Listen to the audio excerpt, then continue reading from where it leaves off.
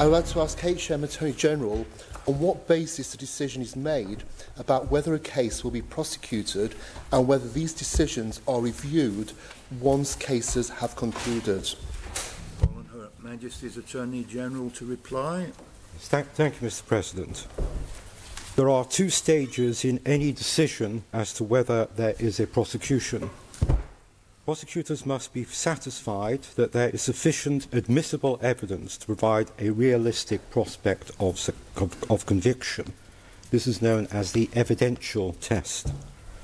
At the conclusion of satisfying the evidential test, a prosecution will usually take place unless there are public interest factors tending against prosecution, which clearly outweighs those tending in favour. This is known as the public interest test. The tests which I've mentioned in this answer are detailed in the prosecution code, which I keep under review, and the last update of which was issued by me dated the 7th of March 2017. The prosecution code is published on my Chamber's government website, which is therefore clearly publicly accessible.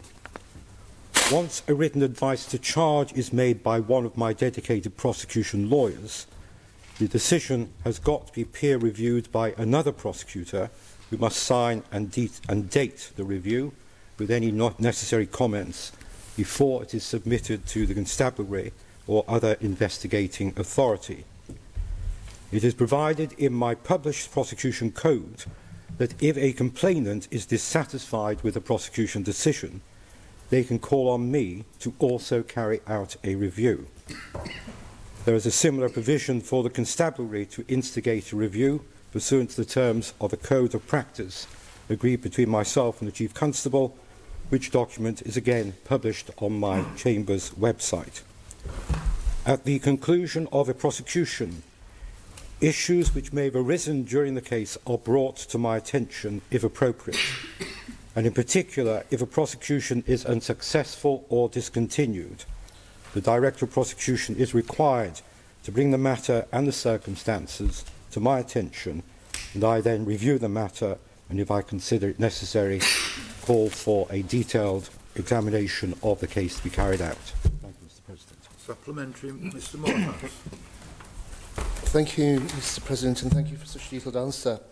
Following several high-profile cases being dismissed early or ending in failure, and severe criticism by the Deemsters, how will these issues be resolved and public confidence returned?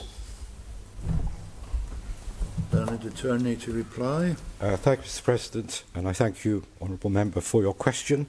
As I've indicated, whenever a case is discontinued or withdrawn, or indeed if a not guilty plea is rendered by a jury or the case dismissed by the court, the matter is detailed. I carry out a detailed review, and clearly we will learn whatever lessons are necessary from the outcome of that case.